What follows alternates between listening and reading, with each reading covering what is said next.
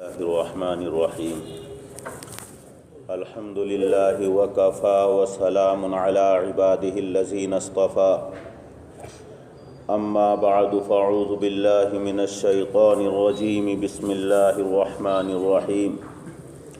قل هذه سبیلی ادعو الی اللہ علی بصیرة انا ومن اتبعنی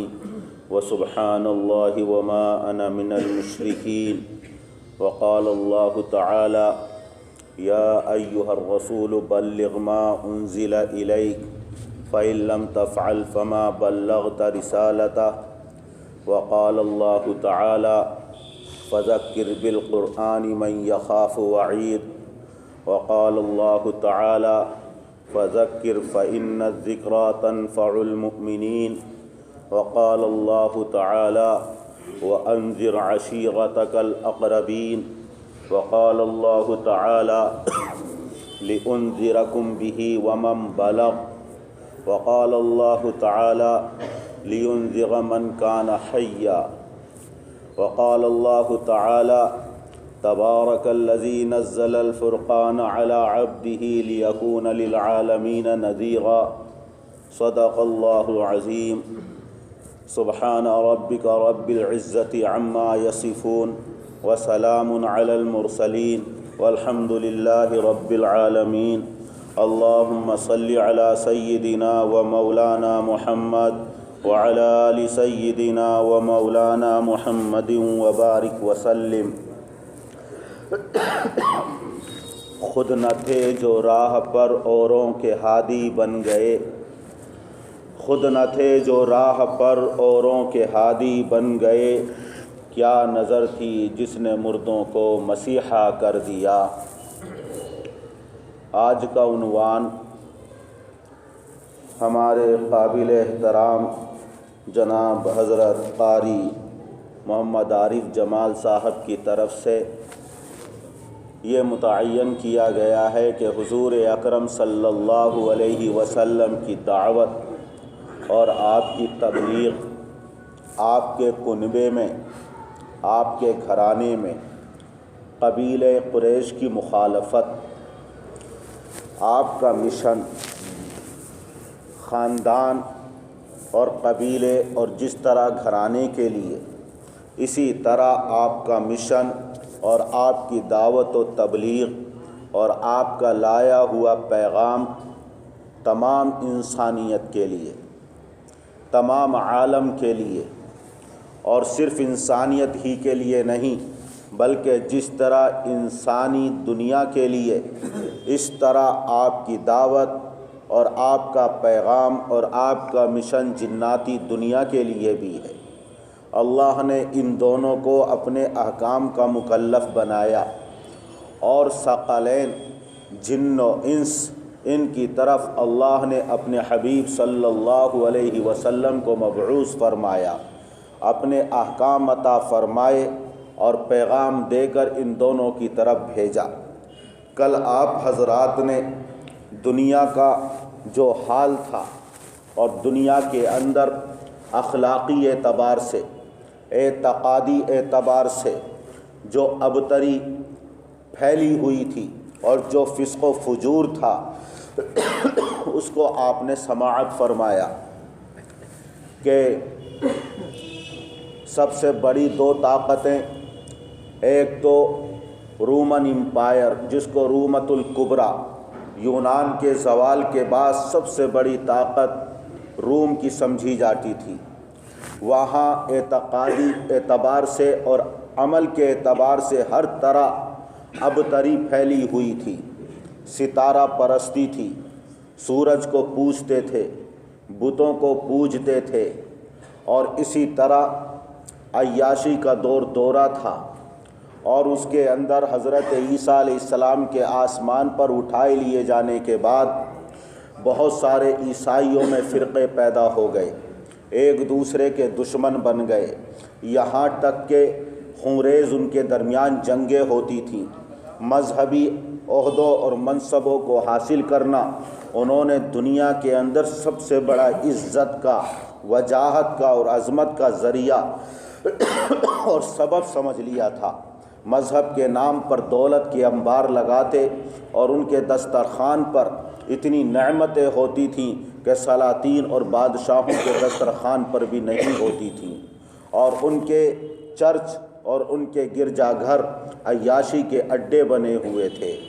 جب ان کا کوئی اسقف اور کوئی ان کا پادری مر جاتا، اس کے معابد اور اس کے عبادت خانے بناتے اور اس کی پرستش اور اس کی پوجا شروع کر دیا کرتے تھے۔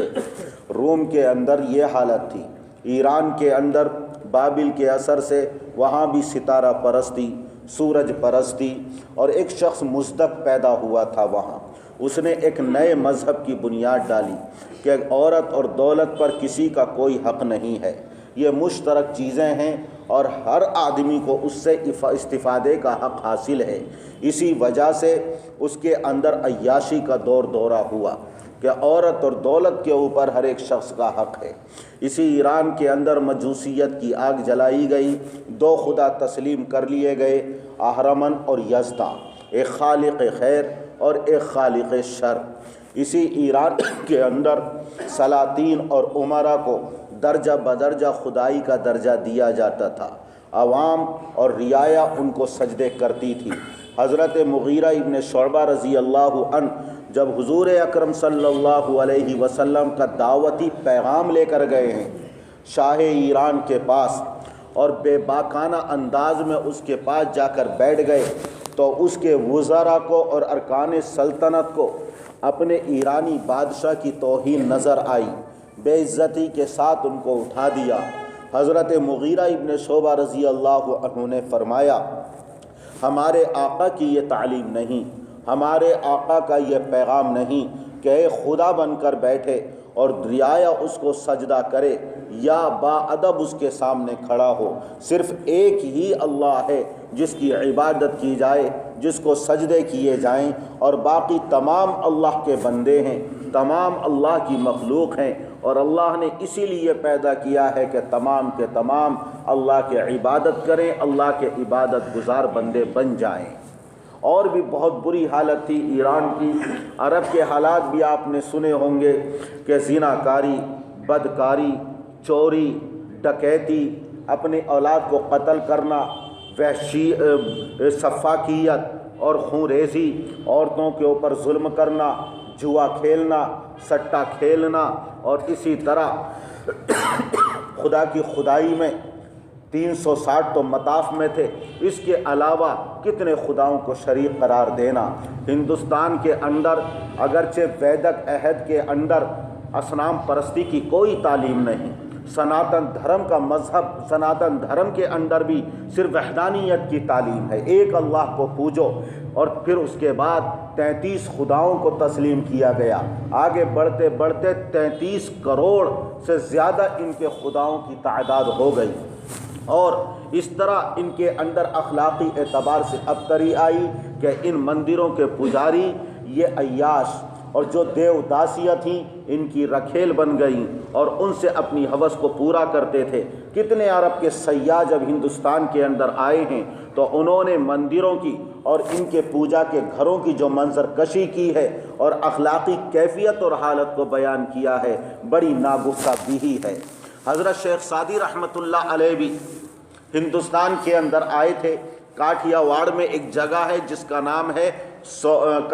مانگرول، اور وہاں ایک مندر ہے سومناتھ کا مندر۔ وہاں شیخ سعدی رحمۃ اللہ علیہ آئے تھے اور انہوں نے اپنے سفر نامے اور اپنی کتاب کے اندر وہاں کی اخلاقی حالت اور وہاں کے پجاریوں کی اخلاقی حالت کو بیان کیا ہے، جو واقعی بڑی گھناؤنی ہے اور بڑی ناگفتہ بھی ہے۔ بہرحال عرب کا یہ حال تھا، ہندوستان کا یہ حال تھا کہ یہاں عورتیں جوئے میں ہاری جاتی تھیں، چھوت چھات کا بڑا دور دورہ تھا، اور اسی طرح عورتوں کے اوپر بے پناہ ظلم کیے جاتے تھے۔ حضور اکرم صلی اللہ علیہ وسلم کی بعثت سے پہلے جب پورے عالم کے اندر، روم کے اندر، ایران کے اندر، افریقہ اور حبش کے اندر، اور اسی طرح ہندوستان کے اندر یہ اخلاقی حالت اور اعتقادی حالت تھی، تو اب ضرورت تھی ایسے داعی کی اور ایسے مبلغ کی جس کی دعوت اور جس کی تبلیغ عالمگیر ہو۔ جب حالت اتنی ابتر تھی اور اتنی گھناؤنی حالت تھی، ہر اعتبار سے لوگ پسماندہ تھے، کسی چیز سے واقف نہیں تھے، تو اس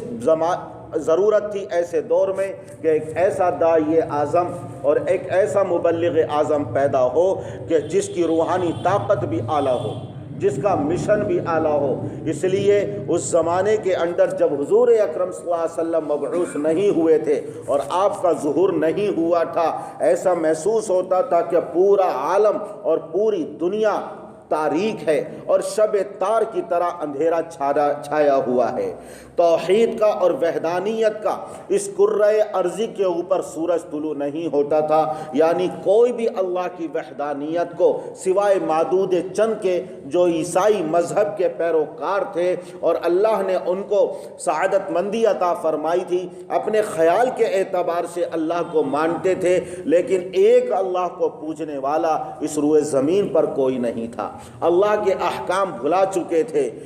مدت دراز ہو چکی تھی۔ حضرت موسیٰ علیہ السلام اللہ کا پیغام اور اللہ کے احکام لے کر اس دنیا کے اندر آئے، لیکن وہ بھی سبق سنا کر، تعلیم دے کر اور توریت کے اوپر عمل کرنے کا مکلف بنا کر اس دنیا سے رخصت ہو گئے۔ لیکن بنو اسرائیل نے اللہ کے احکام کو بھلا دیا، احکام خداوندی کو فراموش کر دیا، یہاں تک ان کی حالت پہنچی یقتلون النبیین بغیر حق، انبیاء کرام کو ناحق طور پر قتل کرتے تھے، ان کے خون سے وہ کھیلتے تھے۔ سماعون للکذب اکالون للسحت، جھوٹی باتوں کو سنتے تھے، حرام کھاتے تھے۔ وَأَخْذِهِمُ الرِّبَا وَقَدْ نُهُوا عَنْهُ وَأَكْلِهِمْ أَمْوَالَ النَّاسِ بِالْبَاطِلِ، ان کا حال یہ تھا کہ سود خوری کے اندر مبتلا تھے اور لوگوں کے مال کو ناجائز طور پر کھاتے تھے۔ ان کا حال یہ تھا کہ اگر کوئی بڑا آدمی جرم کرتا اس کو چھپا لیا جاتا تھا، اور اگر کوئی نیچا آدمی اور کم حیثیت کا آدمی کوئی گناہ کرتا تھا تو اس کے اوپر سزاؤں کو جاری کیا جاتا تھا۔ اللہ کے دین کو، اللہ کے احکام کو اور توریت کے احکام کو فروخت کرتے تھے، بیچتے تھے اور اس کے اندر تحریف کرتے تھے۔ یحرفون الکلمہ من بعد مواضعہ، اللہ کے احکام کو بدل دیتے تھے۔ یہ حالت تھی۔ حضور اکرم صلی اللہ علیہ وسلم کو اللہ نے مبعوث فرمایا اور آپ کو ایسے روحانی طاقت اور قوت عطا فرمائی، اور آپ کا مشن ایک اعتقادی اور اخلاقی معاشرتی کا مشن تھا کہ اعتقاد کے اعتبار سے بھی اصلاح کی جائے اور اخلاق کے اعتبار سے بھی اصلاح کی جائے۔ اور اللہ تبارک و تعالیٰ نے اپنی تائید کو اور اپنی قوت کو حضور اکرم صلی اللہ علیہ وسلم کے ساتھ اس طرح بیان کیا، ان الذین یبایعون الرسول انما یبایعون اللہ، کہ جو رسول اللہ کے ہاتھ پر بیعت کر رہے ہیں وہ اللہ تبارک و تعالیٰ سے بیعت کر رہے ہیں۔ یعنی حضور اکرم صلی اللہ علیہ وسلم کے ہاتھ کو اللہ تبارک و تعالیٰ نے اپنا ہاتھ قرار دیا، ید اللہ فوق ایدیہم، اللہ کی مدد، اللہ کی قوت، اللہ کی طاقت ان کے ساتھ ہے، اللہ کا ہاتھ ان کے اوپر ہے۔ تو اللہ تبارک و تعالیٰ نے اپنے حبیب صلی اللہ علیہ وسلم کو اس دنیا کے اندر اپنے احکام کو دے کر بھیجا۔ آپ پیغام لے کر کھڑے ہوئے۔ سب سے پہلا پیغام آپ کے 40 سال کی تکمیل کے بعد اور مبارک عمر کے 40 سال گزرنے کے بعد جو بالکل صاف ستھری زندگی تھی، جس کے اوپر کسی نازیبا حرکت کا بھی ادنا سا دھبا بھی نہیں تھا، اتنی صاف ستھری اور اتنی پاکیزہ زندگی آپ نے گزاری، اور 40 سال عمر مبارک کے مکمل ہونے کے بعد اللہ نے آپ کو احکام عطا فرمائے۔ پیغام لے کر آپ غار حرا سے اترے اور اس کے بعد کچھ مہینے کے لیے سلسلہ منقطع ہو گیا، اور پھر حضور اکرم صلی اللہ علیہ وسلم کو حکم دیا گیا، وَأَنذِرْ عَشِيرَتَكَ الْأَقْرَبِينَ وَأَنذِرْ عَشِيرَتَكَ الْأَقْرَبِينَ۔ آپ سب سے پہلے اپنے قریبی رشتہ داروں کو ڈرائیے۔ سب سے پہلے دعوت کا مشن اور سب سے پہلے تبلیغ کا کام سپرد کیا گیا، اور اس بات کا حکم دیا گیا کہ اپنے گھرانے سے، اپنے خاندان سے، اپنے قریبی لوگوں سے اور اپنے رشتہ داروں سے اس کی ابتدا کیجیے اور شروع کیجیے۔ لہذا حضور اکرم صلی اللہ علیہ وسلم اس کے لیے کمر بستہ ہو گئے، جبکہ ڈرے ڈرے، سہمے سہمے اور خوف زدہ، چہرے کے اوپر افسردگی، پسینے میں شرابور، اور آپ کے بدن کے اوپر تھکاوٹ اور بدن کے اندر حرارت، یہ عالم تھا آپ کا جب ابتدائی وحی نازل ہوئی تھی۔ لیکن اللہ نے آپ کو مکلف بنایا اور ایک دم آیت نازل فرمائی وَأَنذِرْ عَشِيرَتَكَ الْأَقْرَبِينَ۔ آپ چادر اوڑھ کر لیٹے ہوئے ہیں،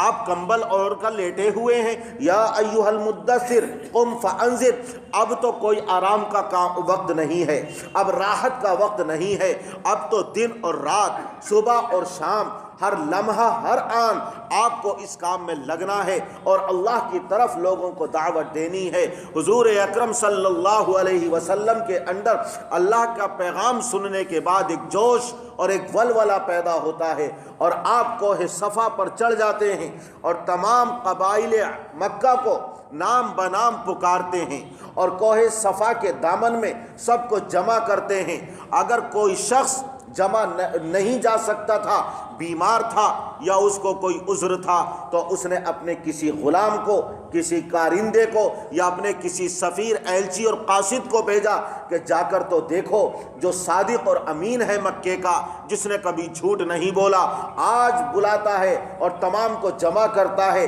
یقیناً کوئی اہم بات ہوگی۔ حضور اکرم صلی اللہ علیہ وسلم نے جب تمام جمع ہو گئے تو ان سے مخاطب ہوتے ہوئے فرمایا، ذرا یہ بتاؤ کہ اگر میں تم کو خبر دوں کہ پہاڑ کے اس دامن میں ایک لشکر ہے جو تمہارے اوپر حملہ آور ہونے والا ہے، اکنتم مصدقیہ، کیا تم میری تصدیق کرو گے؟ تو تمام بیک زبان بول اٹھے، ما جربناک الا صدقا۔ 40 سال کا زمانہ گزر گیا، اے آپ محمد صلی اللہ علیہ وسلم، آپ کی مبارک زبان سے ہم نے کبھی جھوٹ کا کوئی لفظ نہیں سنا ہے۔ دشمنوں نے بھی شہادت دی ہے۔ ابو جہل بھی کہتا تھا، اے محمد، ہم تجھے نہیں جھٹلاتے ہیں، تیری تکذیب نہیں کرتے ہیں، ہم تو اس کو جھٹلاتے ہیں جو تو لے کر آیا ہے، یعنی وحدانیت کا پیغام، عقیدہ آخرت، حشر اور نشر، دوبارہ پیدا ہونا، دوبارہ زندہ ہونا اور دنیا کے اعمال کے بارے میں اللہ کے سامنے پیش ہونا اور جواب دینا۔ ہم ان تمام چیزوں کو جھٹلاتے ہیں، ہم تو ہمیشہ سے تجھے صادق مانتے ہوئے آئے ہیں، ہم تیری تکذیب نہیں کرتے ہیں۔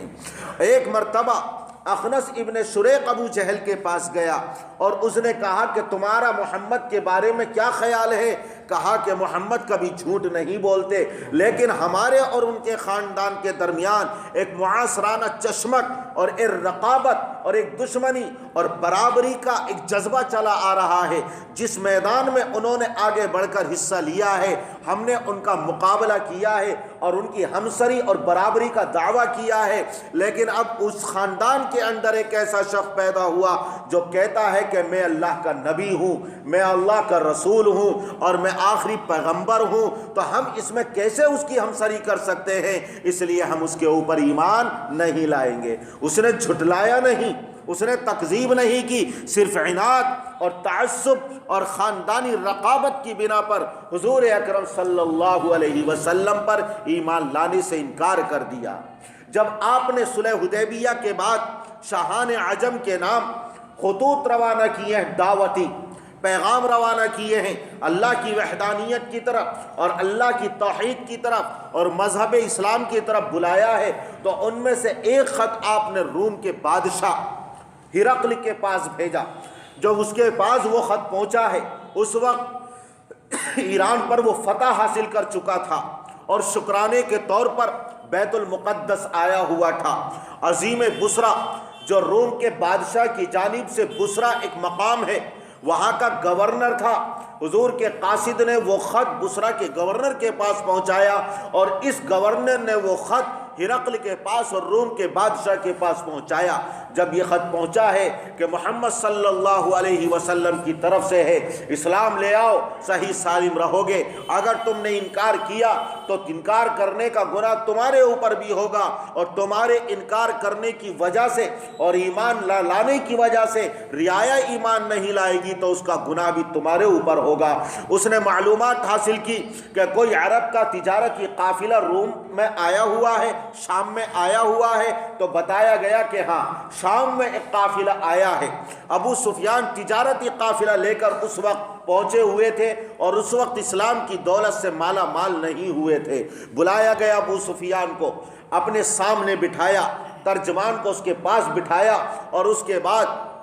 پیچھے اور لوگوں کو بٹھایا اور یہ کہا کہ اگر یہ غلط بولے تو عرب کے جو تاجر تھے ان سے کہا تم فوراً تکذیب کرنا اور مجھے بتا دینا۔ اب ان میں جو 10 یا 11 سوالات اس ہرقل نے اور روم کے بادشاہ نے کیے ہیں، ان میں سے ایک سوال یہ تھا، کیا کبھی تم نے اس مدعی نبوت کو، جس کا نام نامی اس میں گرامی محمد صلی اللہ علیہ وسلم ہے، زندگی میں ایک مرتبہ بھی جھوٹ بولتا ہوا دیکھا ہے؟ تو ابو سفیان نے کہا کہ ہم نے زندگی میں کبھی بھی جھوٹ بولتا ہوا نہیں دیکھا۔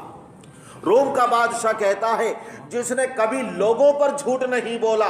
لوگوں کے سامنے جھوٹ نہیں بولا، یہ بات بہت مستبعد اور بعید ہے اور ناممکن ہے کہ جو انسانوں پر جھوٹ نہ بولتا ہو وہ آج خدا پر جھوٹ بولے۔ اگر میرا بس چلتا تو وہ جاتا اور ان کے اوپر ایمان لے کر آتا۔ بہرحال پھر رعایا کے اندر اس کے خلاف بغاوت پھیلنے والی تھی، ایک طویل قصہ ہے، طویل داستان ہے۔ تو ابو سفیان نے بھی اقرار کیا کہ حضور اکرم صلی اللہ علیہ وسلم نے کبھی جھوٹ نہیں بولا۔ کوہ صفا کے دامن میں قبائل قریش اور مکے کے سردار اور مکے کی عوام کھڑی ہوئی ہے، آپ پیغام دینا چاہتے ہیں، دعوت پیش کر رہے ہیں، آپ تبلیغ کر رہے ہیں، اور فرمایا کیا تم نے کبھی، میں اگر کہوں کہ اس دامن میں ایک لشکر ہے جو تمہارے اوپر حملہ آور ہونے والا ہے، کیا تم میری تکذیب کرو گے؟ سب نے کہا کہ آپ نے ہمیشہ سچ بولا ہے، کبھی ہم نے آپ کو جھوٹ بولتے ہوئے نہیں دیکھا۔ تو کہا کہ اب میں تمہیں ڈراتا ہوں اس عذاب سے جو آخرت کا عذاب ہے، جو ہمارے سامنے ہے، لا الہ الا اللہ پڑھ لو کامیاب ہو جاؤ گے۔ جب حضور اکرم صلی اللہ علیہ وسلم نے یہ پیغام سنایا اور یہ دعوت پیش کی تو اس سے پہلے آپ سب کے محبوب تھے، آپ سب کے پسندیدہ تھے، دلوں کے اندر آپ کی محبت تھی، مجلسوں کے اندر صدر نشین ہوا کرتے تھے، آپ اختلافی اور نزاعی امور کے اندر فیصل اور حکم ہوتے تھے۔ جب اختلاف ہوتا تھا تو آپ کو فیصل بناتے تھے اور آپ کے فیصلوں کو بصر و چشم قبول کیا کرتے تھے۔ لیکن جب آپ نے یہ وحدانیت کا پیغام پیش کیا ہے تو صدیوں پرانے ان کے عقیدے کے اوپر ضرب کاری لگتی ہے، ان کے رسوم اور رواج کے اوپر ایک قدغن لگتی ہے، اور اب ان کی عظمت و شوکت خاک میں ملنے والی ہے۔ یہ تصورات ان کے ذہن کے اندر گردش کرنے لگے۔ ابو لہب آپ کے سامنے آتا ہے اور گستاخانہ انداز میں یہ کہتا ہے، تبا لک سائر الیوم لہذا جماعتنا، زمانے بھر میں تیری رسوائی ہو، اے محمد تو تباہ و برباد ہو۔ کیا تو نے اسی لیے ہمیں جمع کیا تھا؟ کیا اسی لیے ہمارا وقت ضائع کیا تھا؟ حضور اکرم صلی اللہ علیہ وسلم کی شان میں اس نے یہ گستاخی کی۔ اللہ تبارک و تعالی نے اس کے جواب میں سورہ ابی لہب نازل فرمائی اور اس کی گستاخیوں کا اس کے اندر جواب دیا گیا۔ حضور اکرم صلی اللہ علیہ وسلم نے سب سے پہلے اپنی دعوت اپنے خاندان، اپنے قبیلے اور قریش اور مکے کے اندر پیش کی۔ قرآن کریم کے اندر اللہ نے بیان فرمایا کہ لِتُنذِرَ أُمَّ الْقُرَى وَمَنْ حَوْلَهَا، ہم نے آپ کو اس لیے مبعوث کیا ہے اور آپ کے سپر دعوت و تبلیغ کی ہے تاکہ آپ مکے والوں کو بھی ڈرائیں، ان کے سامنے دعوت کو پیش کریں، اگر ایمان لائیں تو اللہ کی رضا کی اور جنت کی خوشخبری و بشارت سنائیں، اور اگر ایمان نہ لائیں